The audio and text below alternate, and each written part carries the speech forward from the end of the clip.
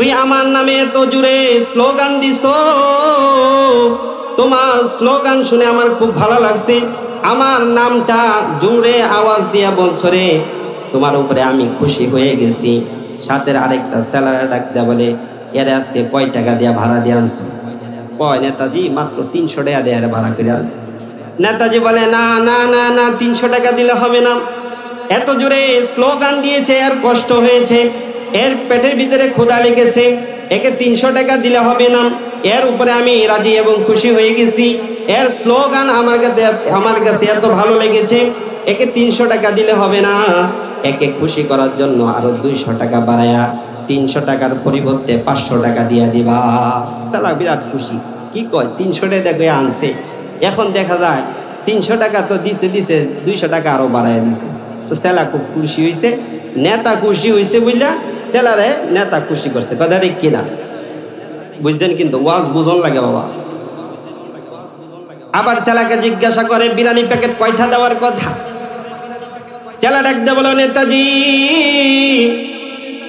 একটা বিরিয়ানি প্যাকেট দিয়া তাকে ভাড়া করে আনছি, একটা বিরিয়ানি প্যাকেট দেওয়ার কথা ছিল।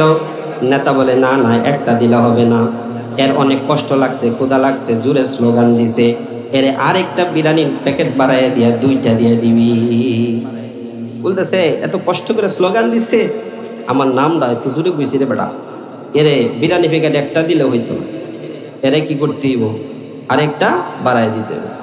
ও বাবাজি, এখন আপনার আমার কাছে প্রশ্ন, আপনার কাছে প্রশ্ন রাখতে চাই, যিনি আপনার আমার রব, যিনি আপনার আমার সব, যিনি আপনার আমার মালিক, যিনি আপনাকে আমাকে পড়াই, যিনি আপনাকে আমাকে খাওয়াই, যিনি আপনাকে আমাকে নিঃশ্বাস নেওয়ার ক্ষমতা দান করে, যিনি আপনাকে আমাকে বাজারে যাওয়ার ক্ষমতা দান করে, যিনি আপনাকে আমাকে ক্ষেতের ভিতরে আইল নেওয়ার শক্তি দান করে, সেই প্রতিপালকের নামে মহাব্বত নিয়ে যদি সুবহানাল্লাহ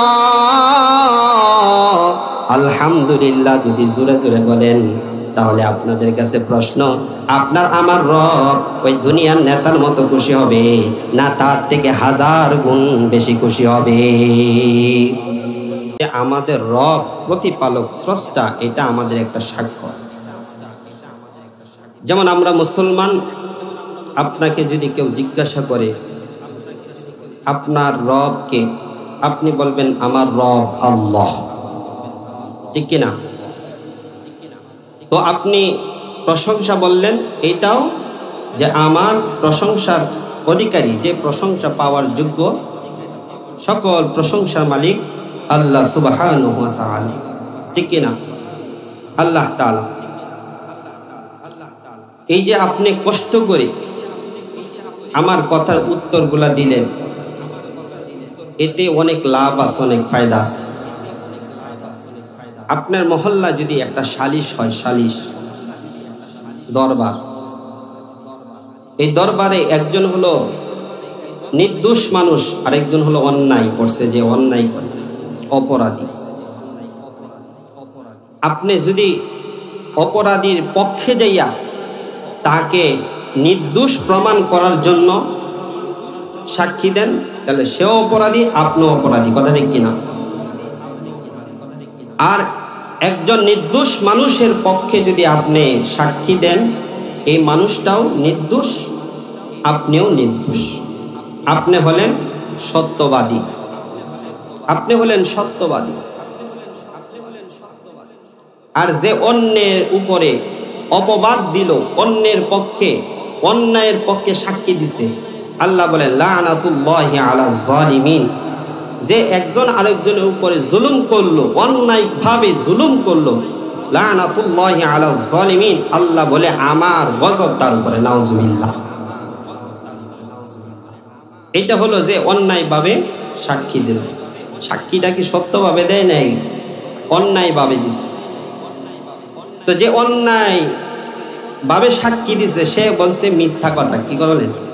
মিথ্যা কথা, কারণ মিথ্যা কথা বলছে সে অন্যায়কারী। আমি বললাম না সে অন্যায়কারী না, সে খুব ভালো মানুষ।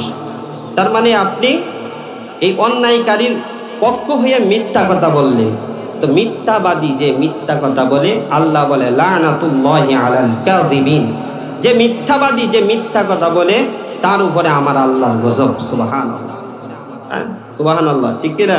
না নাউজুবিল্লাহ, নাউজুবিল্লাহ। আপনারা টেস্ট করি আর কি, আপনারা কই আছেন?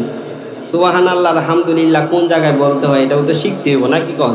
এই যে মাহফিলে আসছেন, ইসলাম এটা কি? ভাই রিভাবটা একটু কমান, বেশি দেন কমান। হ্যাঁ, আপনারা যারা এখানে আছেন, আমরা তো মুসলমান, তো আমরা তো ইসলাম মানি।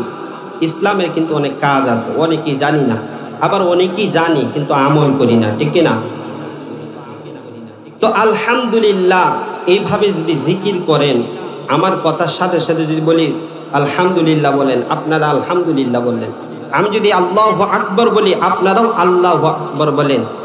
আর আল্লাহু আকবার শব্দগুলা বলার সময় আপনি একটু কষ্ট করে শরীরটারে একটু ঝাড়ি দিয়া জোরে কইবেন, এতে লাভ আছে। এতে কি আছে? লাভ আছে, আল্লাহ বেশি খুশি। ও আমার বাবাজি, খুব লক্ষ্য করে শুনুন,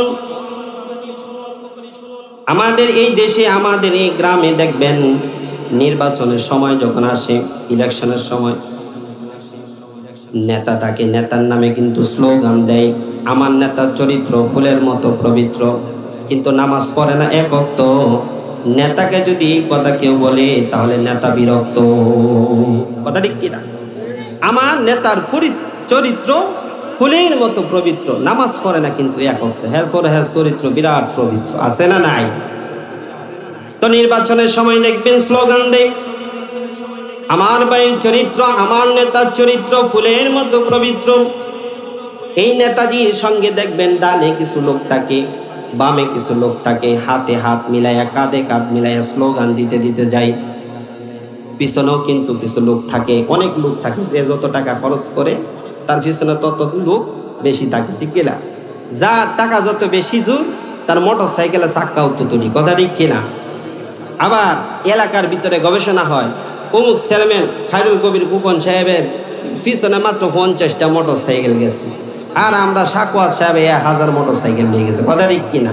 কয় কুপন সাহেবের কি নাই? টেহার জোর নাই, সাকওয়াত ভাইয়ের টাকার জোর আছে, ঠিক কিনা? তো নির্বাচনের সময় হলে নেতার নামে স্লোগান দেয়, আমার নেতার চরিত্র ফুলের মতো পবিত্র, ডানে মানুষ, বামে মানুষ, পিছনে মানুষ, সকলে জোরে জোরে স্লোগান দেয়, আমার ভাইয়ের চরিত্র। এভাবে স্লোগান দিতেছে, পিছনে লক্ষ্য করে তাকিয়ে দেখে একটা যুবক জোরে জোরে স্লোগান দেয়। নেতাজি এখন সাথের যে ছেলা পেলা থাকে, এইগুলার জিজ্ঞাসা করে, এই যে জোরে জোরে স্লোগান দেয়, বাড়ি কই? জিগাইতেছে বাড়িটা কই রে, এত জোরে স্লোগান দেয়? ছেলা ডাক দিয়া বলে, নেতাজি আমাদের এলাকার সন্তান, এ আমার খুব খাস লোক। বলে এ এত জোরে জোরে স্লোগান দেয়, স্লোগান যখন শেষ হয়ে যাবে তখন তাকে বিদায় করবা না, তারে আমার কাছে আনবা। স্লোগান মিছিল যখন শেষ হয়ে গেছে, এখন নেতাজির কাছে ওই ব্যক্তি যে জোরে জোরে স্লোগান দিছে, এরে আনছে। আনার পরে জিজ্ঞাসা করে, তোর বাড়ি কই? নেতা জিজ্ঞাসা, তোর বাড়ি কই? আমার বাড়ি তো হইলো বাউসি বাগান। কতরে তো আগে দেখি নাই কখনো এলাকার ভিতরে, তুই আমার নামে এত জোরে স্লোগান দিস, তোমার স্লোগান শুনে আমার খুব ভালো লাগছে, আমার নামটা জোরে আওয়াজ দিয়া বলছো রে, তোমার উপরে আমি খুশি হয়ে গেছি। সাথের আরেকটা স্যালারি ডাক দেয়া বলে, এর আজকে কয় টাকা দিয়া ভাড়া দিয়ে আনছো? কয় নেতাজি মাত্র 300 টাকা দিয়ে ভাড়া করে আনছে। নেতাজি বলে, না না না না, 300 টাকা দিলে হবে না, এত জোরে স্লোগান দিয়েছে, এর কষ্ট হয়েছে, এর পেটের ভিতরে ক্ষুধা লেগেছে, একে 300 টাকা দিলে হবে না, এর উপরে আমি রাজি এবং খুশি হয়ে গেছি, এর স্লোগান আমার কাছে এত ভালো লেগেছে, একে 300 টাকা দিলে হবে না, একে খুশি করার জন্য আরো 200 টাকা বাড়ায়া 300 টাকার পরিবর্তে 500 টাকা দিয়া দিবা। সালা বিরাট খুশি, কি কয় 300 টাকা দেখে আনছে। এখন দেখা যায় 300 টাকা তো দিছে 200 টাকা আরো বাড়াইয়া দিছে। তো সেলা খুব খুশি হয়েছে, নেতা খুশি হয়েছে বুঝলা, সেলারে নেতা খুশি করছে, কথা ঠিক কিনা? বুঝছেন? কিন্তু ওয়াজ বুঝন লাগে বাবা। আবার ছেলাকে জিজ্ঞাসা করে, বিরিয়ানি প্যাকেট কয়টা দেওয়ার কথা? ছেলা ডাকতে বলো, নেতাজি একটা বিরিয়ানি প্যাকেট দিয়া তাকে ভাড়া করে আনছি, একটা বিরিয়ানি প্যাকেট দেওয়ার কথা ছিল। নেতা বলে না না, একটা দিলে হবে না। এর অনেক কষ্ট লাগছে, ক্ষুধা লাগছে, জোরে স্লোগান দিছে, এর আরেকটা বিরিয়ানির প্যাকেট বাড়াইয়া দিয়া 2টা দিয়ে দিবি। বলতেছে এত কষ্ট করে স্লোগান দিছে, আমার নামটা এত জোরে কইছি রে বেটা, এরে বিরিয়ানি প্যাকেট একটা দিলে হইতো না, এরে কি করতে হইব, আরেকটা বাড়াই দিতে হবে। ও বাবাজি, এখন আপনার আমার কাছে প্রশ্ন, আপনার কাছে প্রশ্ন রাখতে চাই, যিনি আপনার আমার রব, যিনি আপনার আমার সব,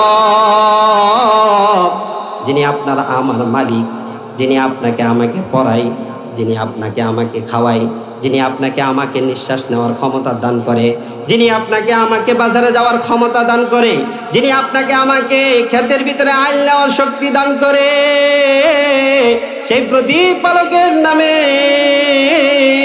মহাব্বত নিয়ে যদি সুবহানাল্লাহ আলহামদুলিল্লাহ যদি জোরে জোরে বলেন, তাহলে আপনাদের কাছে প্রশ্ন, আপনার আমার রব ওই দুনিয়ার নেতার মতো খুশি হবে না তার থেকে 1000 গুণ বেশি খুশি হবে?